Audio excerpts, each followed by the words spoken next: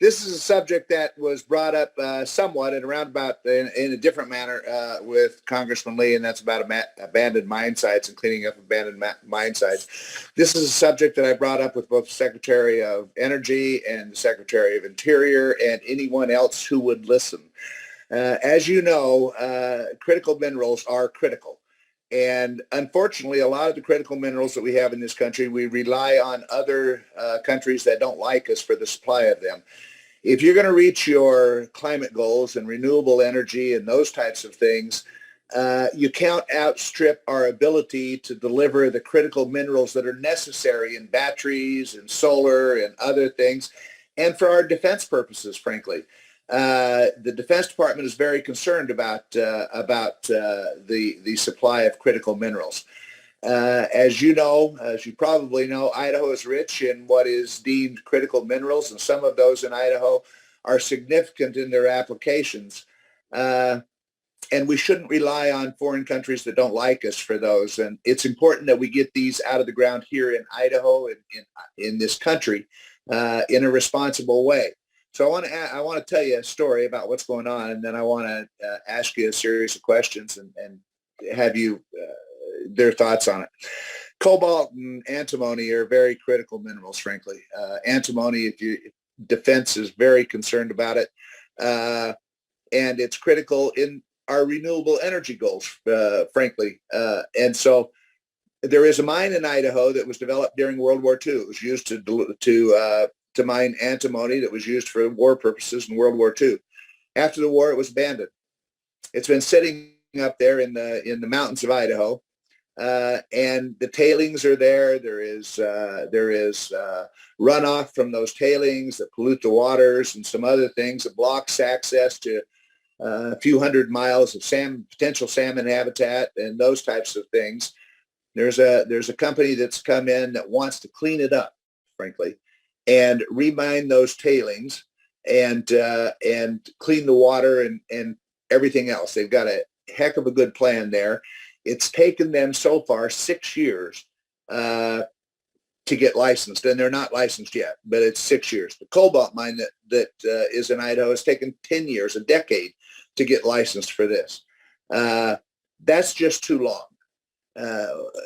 And so let me ask you these series of questions. Am I correct that you support the president's critical minerals agenda?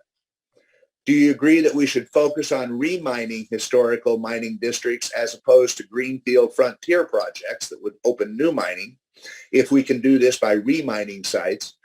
Will you support remining projects that would have the co-benefit of improving the environmental conditions at historical mine sites? And finally, and maybe most importantly, will the EPA demonstrate flexibility in the permitting process to permit remining for critical minerals that improves the condition of the environment at the site, improves it, but not necessarily the extreme position to meeting pre-mining conditions that existed before there was ever a mine there? If we don't do this, and to me, the research I've done on this makes perfect sense, but if we don't do this, what you're going to leave is just a site that still continues to pollute the river and other things with runoffs and not have the ability to clean this up. So I think we can work together to solve this, but part of it is getting the permitting process streamlined so that we can get it done and clean up these sites. And when you are going to the Puget Sound and flying over Idaho, there are a couple airports that I can have you land at, and we can get on our jeans and boots, and they would be happy to take us up there and show us some incredible country and what's going on up there. So listen, I look forward to your response on this, but let me say before I quit that I know sometimes it sounds like I'm really critical of the EPA. I'm not. I think you do a very important job, and I look forward to working with you to make sure that we can do this job that we all want to do of making sure that we have a clean environment. Thank you.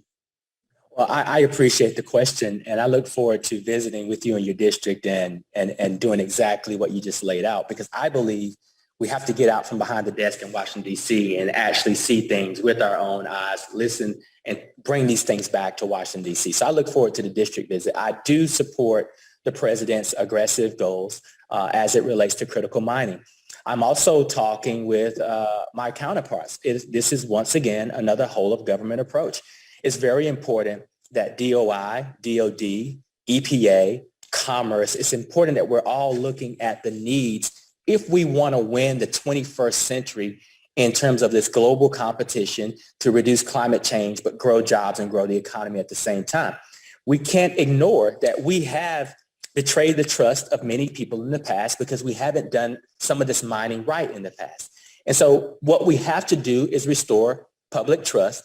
We have to have processes in place where the federal government actually talks across agencies and looks for the most expedient ways to get access to these critical minerals while protecting public health and the environment. I believe that we can do that.